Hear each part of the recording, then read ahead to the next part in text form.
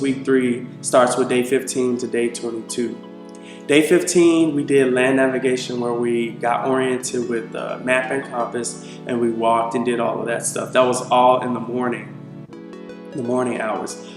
Personal time was from 1500 to 2130. So if we finished land nav, which we all did, everybody passed, and then we went over to personal time, which was at the barracks.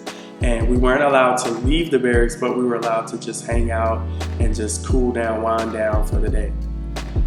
Day 16 was more classroom. Day 17 was more classroom. Day 18 was the engagement skills trainer, which was like a computer-based weapons familiarization tool. You sit in this room with a simulated M16 and you shoot at the screen. It's like air compressed air, but it's like a virtual reality game. And you shoot at the targets that you're going to be practicing when you go to the actual range in the upcoming days. Day 19 was the actual range. So right after we did EST, the next day we did the range. And they're not going to let you qualify or shoot to get qualified on the weapon system, but they're going to shoot to let you understand how it feels to shoot a M16 or M4, whichever one you get, and just to get a feel for how the weapon operates. And you'll only be shooting to group, which is trying to form a shot group, shoot in like this 14 centimeter or something like this circle. It's very easy. Don't stress about it when you get there. It's going to be hard for some people who've never fired a weapon, but other than that, they will teach you how to do everything you need to know. So don't worry, don't fret.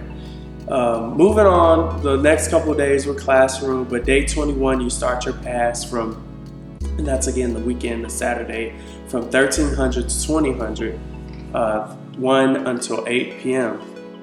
Before the pass, though, we were cleaning our barracks and the weapons. We had to do recovery operations, which is cleaning and getting ready for the next week. Day 22 was your second pass. That was a Sunday, and ours was from 09 to 1700. We're going to talk about week 4, day 23 until day 28.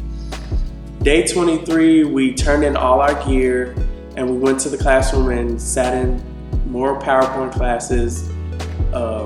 Day 24, we did the ACFT, or the Army Combat Fitness Test. There was a part 1 and part 2. They split the platoons up, 1 and 2 on day 1 and 3 and 4 on day 2. So platoons 1 and 2 did their ACFT on day 1, while we went and we did classes on counseling.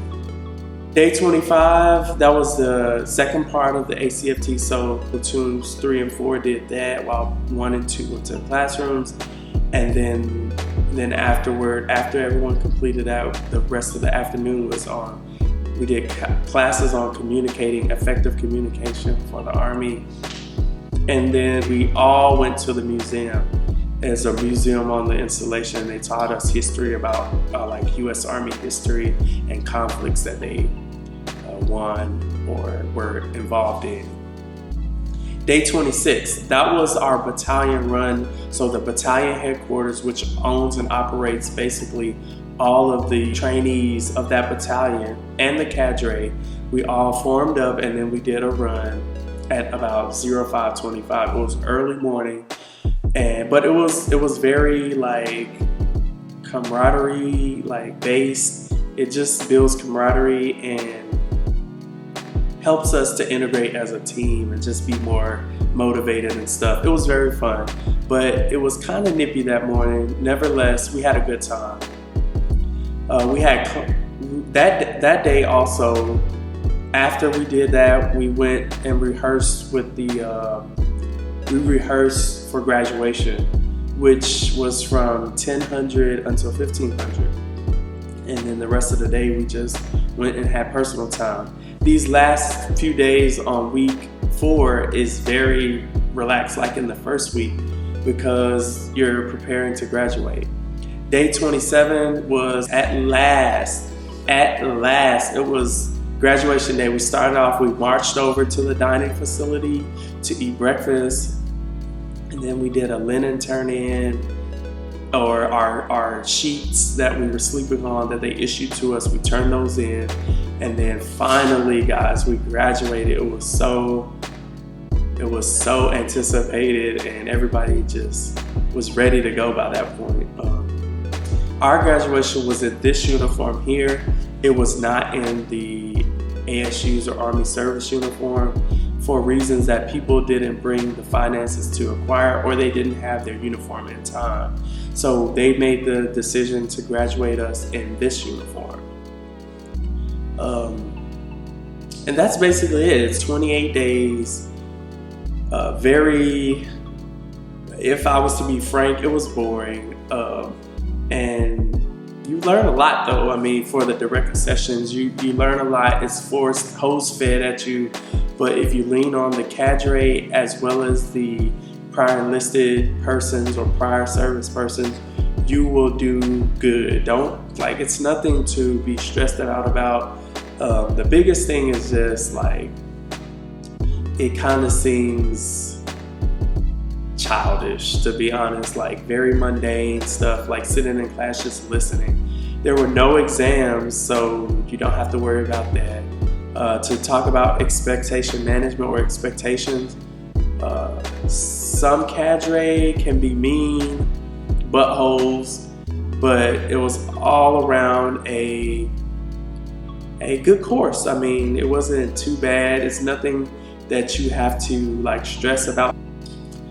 Personality, there's going to be a couple personality conflicts with some people. Some people just don't really want to be there, and they spread that negativity, or people are like angry. You got to be cool and collected. Take one day at a time. You got to be there either way. You'll knock it out. Expect that there's going to be some people who are know-it-alls. They know everything about the military, and there's nothing you can tell them. Just expect those people, but I think those come with any course in the Army. So if I was to close this video, it would just be to say that this is a course that is not designed to fail anyone. You're going to make it through. Just play the game and get through. So that's my video, guys. I hope you all enjoyed it. If you have any questions, put it down in the comments below.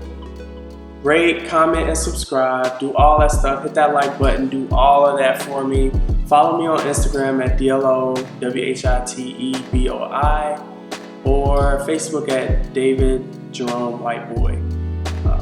I appreciate you all staying tuned. I hope your experience at the Direct Commission course is going to be awesome. You're going to make it. Deuces.